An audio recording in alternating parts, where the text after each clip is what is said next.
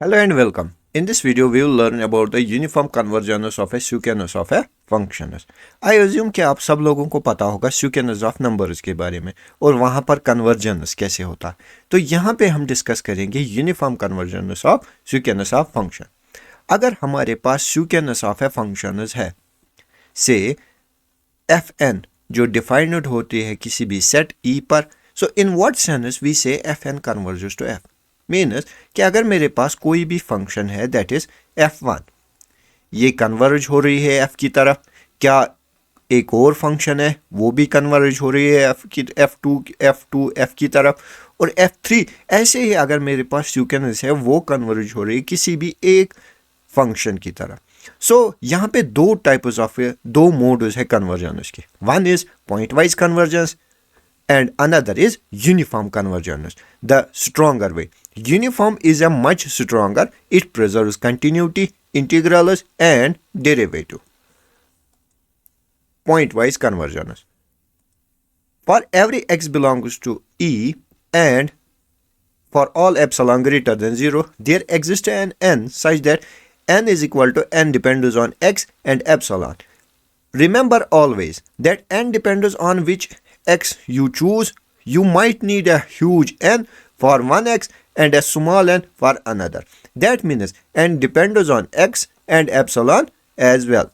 So fn of x minus f of x is less than epsilon for all n greater or equal to n.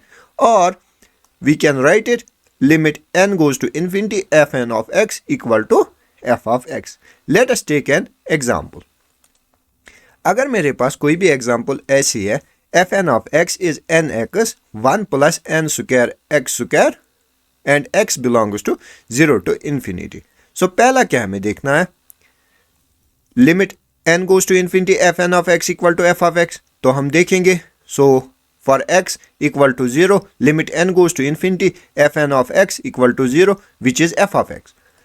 वैसे ही अगर x greater than 0 है तो हमें तो x की भी वैल्यू निकालनी है. पहले हमने x का वैल्यू 0 रखा, अब x ग्रेटर देन रखा. So what it become nx 1 plus n square x square.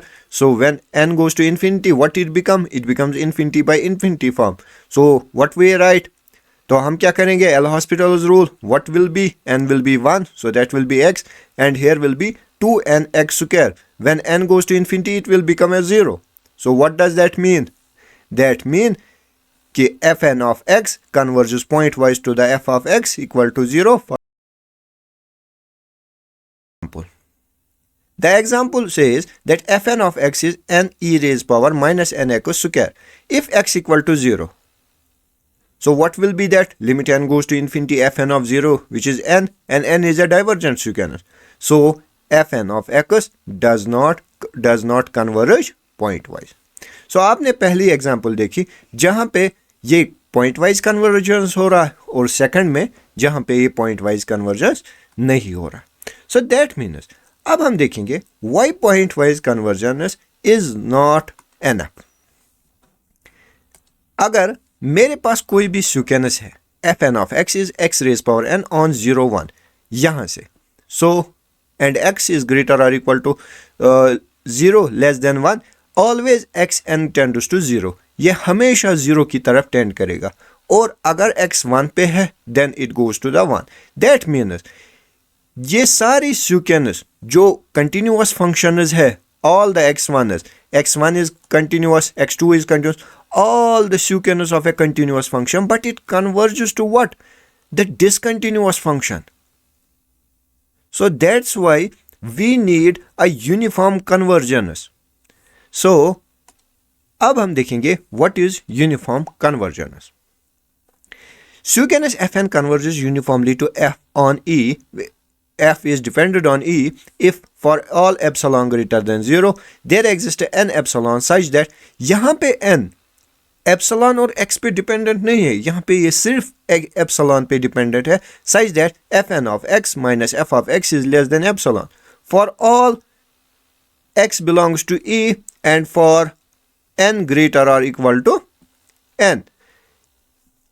Here n depends only on epsilon. One n works for the whole set. That means it's a global property. If it is satisfies for a one point, it satisfies for the every other point. So now visualize difference क्या होगी point wise की. यहाँ पे point is raised to the limit individually, यहाँ पे differently, यहाँ पे जो भी sequence of a function है जो वो कन्वर्ज हो रहा है किसको f of x में, वो होगा एप्सिलॉन ट्यूब में, और मैं उसे एप्सिलॉन ट्यूब कहता हूँ या कोई epsilon strip around f of x. तो वो हमेशा इसी f of x के अराउंड में होगा, जितने भी वो सारी फंक्शंस होगी वो अराउंड इसी में होगी. सो हम कैसे चेक करेंगे कि अब कोई फंक्शन यूनिफॉर्म कंटिन्यूअस है या नहीं? इसके लिए एक मेथड है. सो इसमें बहुत अच्छी एक मेथड है जिसे हम सूप नॉर्म टेस्ट कहते हैं या mn टेस्ट भी कहते हैं. So mn is equal to the sup of f of n of x minus f of x belongs to e. So ये हमेशा, ये सीक्वेंस हमेशा यूनिफॉर्म कन्वर्जेंस होगी इफ mn जो हमने सुप्रीमम इस ट्यूब का फाइंड किया, इस डिफरेंस का फाइंड किया, अगर वो 0 होगा as n goes to infinity, we say that sequence converges to f uniformly. So यहाँ पे स्टेप्स है. फाइंड, फर्स्ट स्टेप क्या है? Find the point wise limit of f of x. पहला आपको फाइंड लिमिट पॉइंट ढूंढना है. कौन सा limit point? Point wise limit point. Calculate the difference, then हमें डिफरेंस कैलकुलेट करने हैं, एंड फाइंड हमें मैक्सिमम ढूंढना है या supremum of the difference, and does the maximum goes to 0. Now अब हमारे पास एक एग्जांपल है जो यूनिफॉर्मली कन्वर्ज होती है.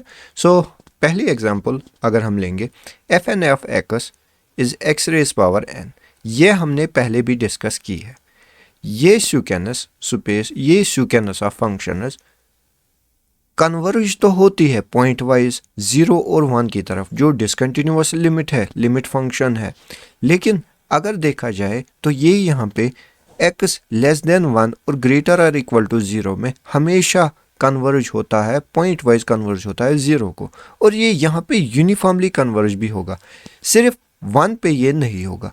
तो वही देखेंगे कि अगर हमारे पास x रेज पावर n है और for all x belongs to 0 and a is less than 1, पहला क्या करना है हमें पॉइंट वाइज देखना है. क्या as n goes to infinity, X N का हमने पॉइंट वाइज तो देख लिया, वो तो f ऑफ x है विच इज 0.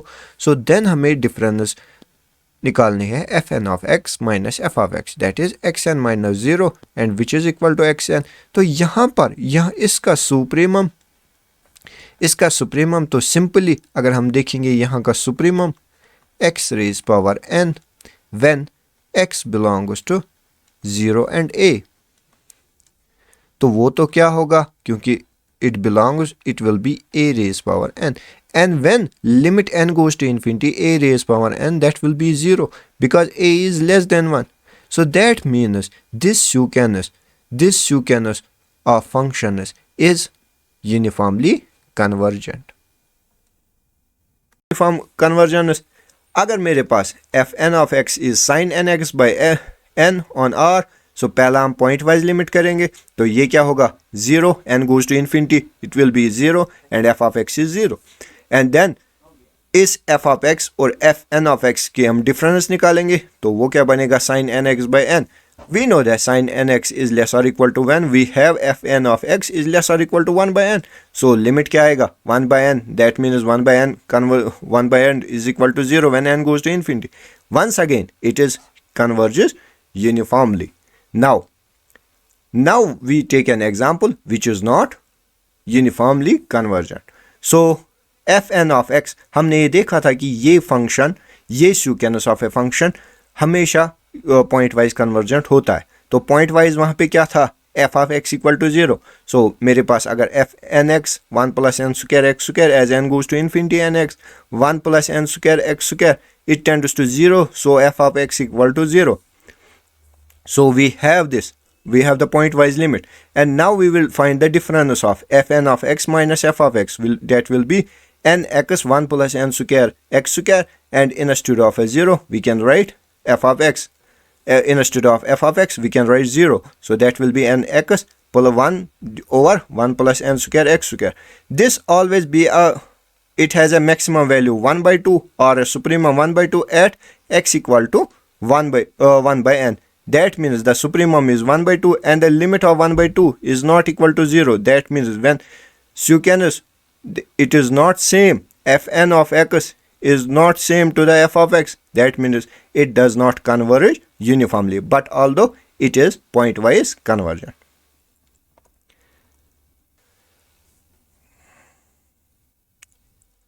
अगर मेरे पास secants ऑफ कंटिन्यूअस फंक्शंस होंगे, दैट मीन्स ये सारे f n for all n are continuous, they all are continuous,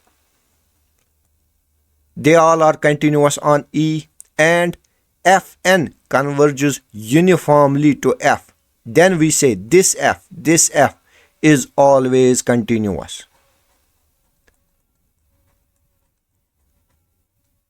This always continuous. But what about the converse? Doesn't mean it is.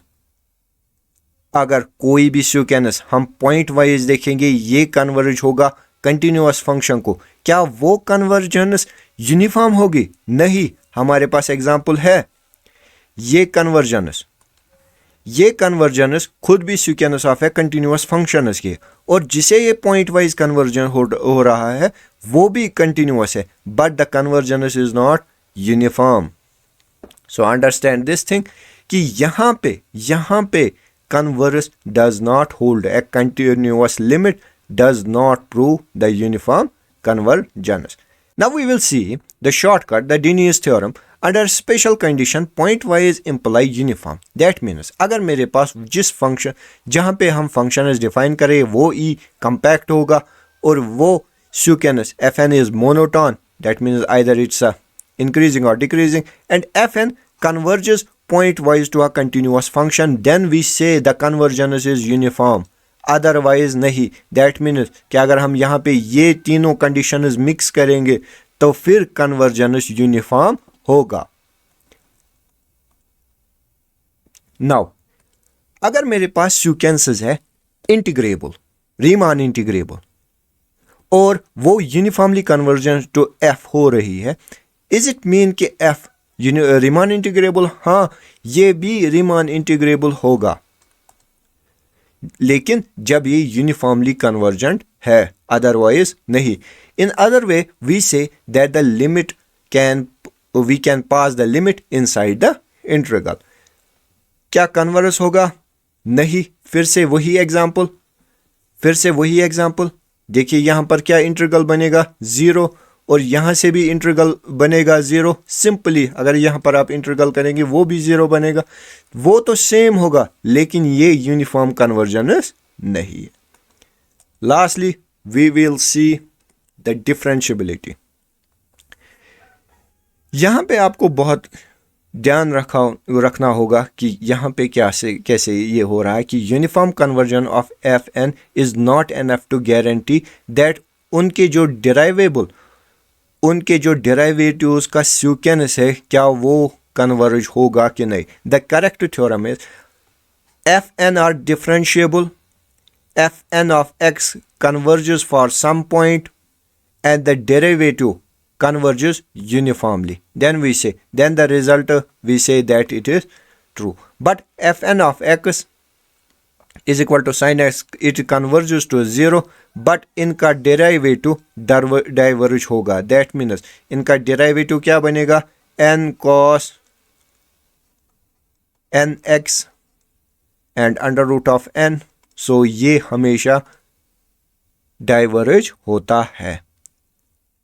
Lastly we will take a summary, that is अगर continuity होगा वो हमेशा प्रेजर्व होगा. मैंने पहले ही बोला और example counter example भी दिखाया. आप वीडियो को पॉज कीजिए और फिर वो एग्जाम्पल करना देखिए कि वो आपसे होगी या नहीं.